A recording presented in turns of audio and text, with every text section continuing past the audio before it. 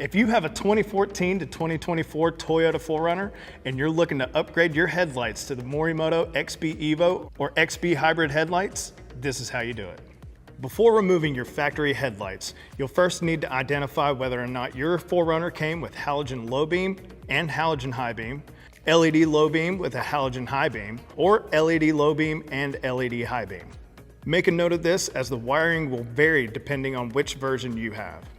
First, raise the hood of the vehicle and remove the 13 push clips securing the radiator cover by depressing the inner portion of the clip and then prying up on the outer portion.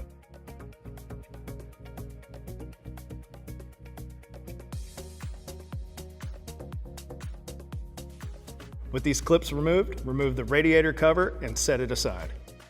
Remove these two push clips and the one 10mm screw from the top of the grille. Firmly pull the upper grille forward, releasing the 6 clips securing it, and remove it from the vehicle. Moving to the side of the bumper cover in front of the wheel, remove the 3 10mm screws from the side of the bumper in front of the wheel. Remove the 10mm screws from the underside of the bumper. Then pry the 2 fender liner clips from the bumper. Pull the top tab of the bumper cover towards the wheel and then pull the bumper cover away from the fender. Pull the side of the bumper forward, releasing it from the bumper cover bracket on the bottom side of the headlight assembly. Remove the 10mm bolt on the fender bracket that was behind the side of the bumper cover. Remove the 10mm bolt on the inner edge of the headlight. Remove the 2 bolts securing the top of the headlight tabs. Lift up on those 2 upper headlight tabs and pull the headlight forward. Flex the bumper cover out of the way and pull the headlight off of the vehicle enough to disconnect the 4 plugs on the back of the light. With the plugs disconnected, remove the light and set it aside. Now repeat these steps on the opposite side of the vehicle. Remove the bumper cover bracket from the bottom of the factory headlight. It will be held on by either 2 or 3 Phillips head screws depending on which model you have.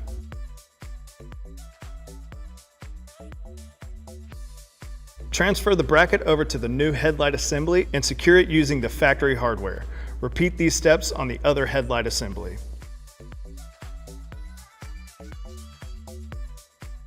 If you got the Morimoto XB Evo headlights, you can now decide what style of daytime running light and turn signal you want by using one of the 4 color-coded keys included in the box.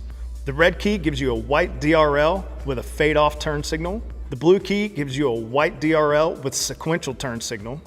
The green key gives you an amber DRL with fade-off turn signal. And the black gives you an amber DRL with sequential turn signal. Install the mode selector for your preferred mode onto the 3-pin connector on the back of each headlight. This can always be changed after install if desired. Make sure the vehicle and headlights are off when changing the mode selector. If you purchased the Morimoto XB supercharged headlight drivers, this driver will work on both the XB Evo or the hybrid headlights. Keep in mind these are not DOT compliant and are for off-road use only. Remove the 4 Phillips head screws securing the standard headlight driver to the back of the headlight. Pull the driver off the housing, depress the clip on each of the driver connectors and pull to disconnect the driver from the internal headlight wiring. Connect the new supercharged driver to the internal headlight wiring, making sure the tab on each of the connector clips is secured into place. Apply a small amount of the included grease to the seal of the new driver. Press the supercharged driver straight into the mounting location, making sure the rubber seal is seated properly and does not get pinched or bunched. Secure the driver to the housing using the original 4 Phillips head screws, hand tightening them down in a star pattern to ensure the driver seats evenly against the housing. The daytime running light and lens heater, if equipped, are powered via the included fuse tap harness. As a basic requirement, the heating system will only activate if the ambient external temperature sensors reads at or below 5 degrees Celsius or 41 degrees Fahrenheit. To enable the system, with the vehicle running and after the welcome sequence has completed, flash your high beams 4 times within 4 seconds. The heating system is now awake. The high beams will respond in one of 2 ways. 2 flashes, the heating system is fully active. Power is actively being delivered to the heating elements and convection fans. 1 flash, request acknowledged, but some condition has not been met. System is in automatic standby for operation if all conditions are met. The fuse tap needs to be installed into a fuse slot on your vehicle with switch ignition power. We recommend using the 10 amp injector fuse labeled INJ in the underhood fuse box. An extension harness is also included if you would like to go through the firewall and tap into a fuse in the under dash fuse box. Locate your desired fuse in the fuse box and remove it. Insert the fuse you removed from the fuse box into the empty slot of the supplied fuse tap harness. Then reinsert the fuse tap into the injector fuse you removed. Route the fuse tap out of the fuse box. Using a drill with a 5.5mm or 7/32 drill bit, or a small cutting tool, make a notch in the sidewall of the fuse box lid for the harness to pass through and insert the grommet on the fuse tap into the notch. Close the fuse box lid down over the harness. Connect the DRL harness to the fuse tap and route the shorter end of the DRL harness forward towards the driver's side headlight cavity. Route the long end of the harness across to the passenger side headlight cavity. We recommend routing it across the top of the radiator support and securing it in place with zip ties. Make sure any loose or excess wiring is tucked away in a safe and secured location. Mount one of the magnetic mount resistors in the headlight cavity on each side. Make sure the resistor is out of the way of the headlight.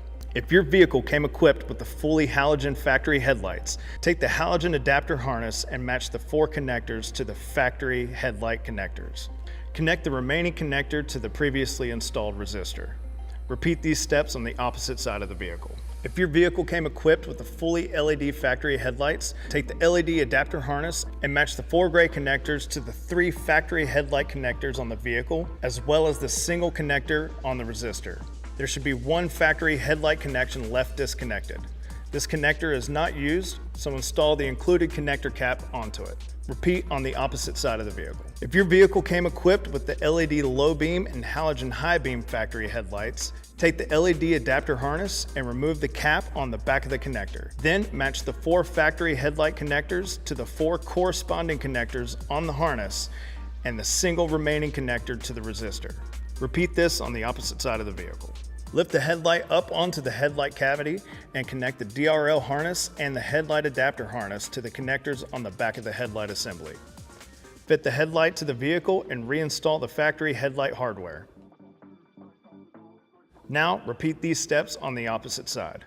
Get in the vehicle and confirm that all headlight functions are working properly. There are 3 LEDs on the back of the LED driver that indicate power is being received by the headlight. If any of these indicator lights are not illuminated when the corresponding function should be powered, recheck your connections and relevant fuses. Reassemble the front of the vehicle in reverse order of the disassembly. Now all that's left to do is to aim your headlights. Using a long Phillips head screwdriver down the back of the headlight to the adjuster gear, and with the vehicle parked on level ground, 25 feet from a wall, measure the distance from the ground to the optical center of the outermost projector on the headlight, and make a mark on the wall with that same measurement. If the distance from the ground to the optical center is less than 34.5 inches, adjust the top of the headlight cutoff to the same height as the headlight measurement you took. If the headlight is between 35 and 39 inches, adjust the cutoff to 2 inches below your headlight measurement.